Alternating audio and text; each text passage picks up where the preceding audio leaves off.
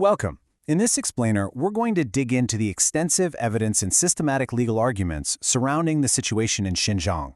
We're going to break down everything from survivor testimony and leaked documents to satellite imagery, all to understand the case as it's laid out in the source material.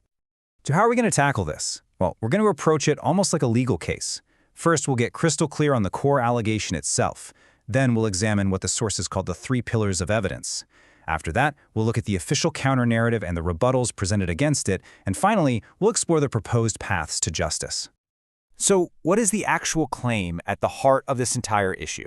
Before we even look at a single piece of evidence, the source material starts with a really crucial step, defining the specific and incredibly serious legal charge that this is all about.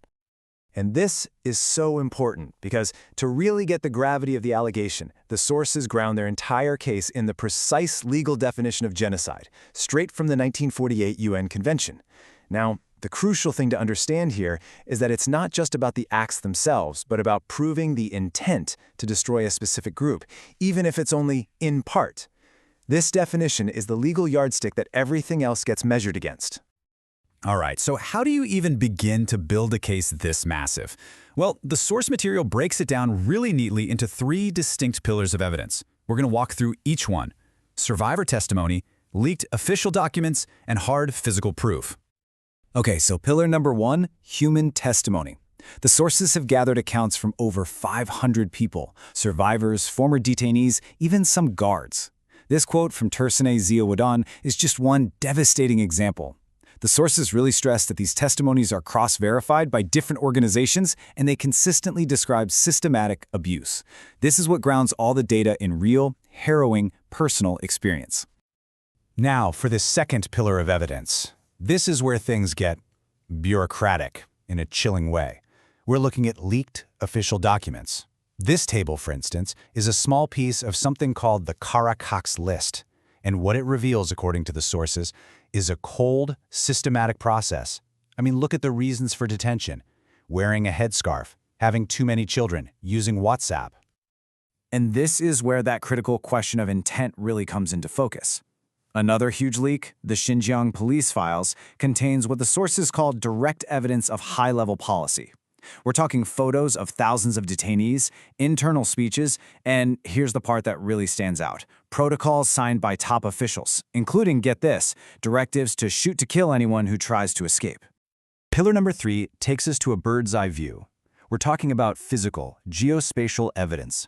That number, 380 plus, that's the number of suspected detention facilities that research groups like the Australian Strategic Policy Institute, or ASPI, have found just by looking at satellite photos. It just shows you the sheer scale of the infrastructure that was built for this system and how quickly it appeared. And check out this chart because it shows a really key piece of demographic evidence that the sources point to. What you're seeing is a massive, and I mean massive, drop in the birth rate in Uyghur majority regions. We're talking almost 50% in just a few years. For comparison, look at the drop on Han regions. The sources argue this isn't an accident. They say it lines up perfectly with survivor accounts of forced sterilization and IUD insertions, which is a direct act aimed at preventing births within a specific group. Okay, so after laying out all that evidence, the source material does something really important. It takes the official explanations head-on, creating this point-by-point rebuttal for each major claim. So first up is the claim that these are just vocational training centers. But the rebuttal presented in the sources is pretty stark. They just point to the evidence and say, look, do voluntary schools have watchtowers, razor wire, and shoot-to-kill orders? The two just don't add up. All right, next claim. This is all part of a necessary counterterrorism operation. The rebuttal here goes right back to those leaked documents. The sources basically ask, since when is praying, wearing a headscarf, or having too many children considered terrorism? They argued the actual criteria seem to criminalize just normal religious and cultural life.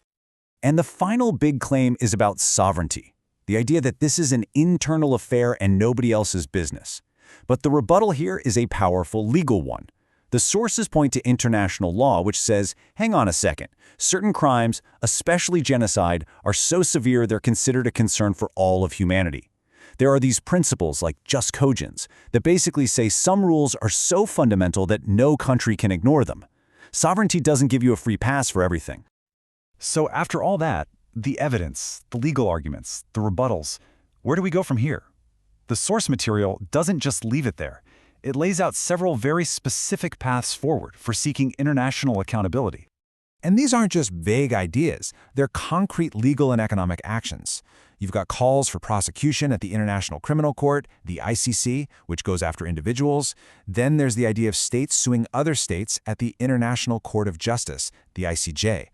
A really interesting one is universal jurisdiction, which means countries like Germany or Spain could actually prosecute these crimes in their own courts.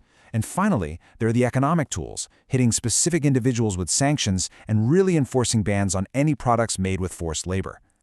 And so all of this brings us to the final, powerful question that the source material leaves us with. It's not just a legal question, is it? It's a historical one. It basically asks all of us, when the evidence is there, when the witnesses have spoken out, and the official documents have been leaked, what will our answer be to history? It's a challenge, really, to think about what that phrase, "never again," actually means today.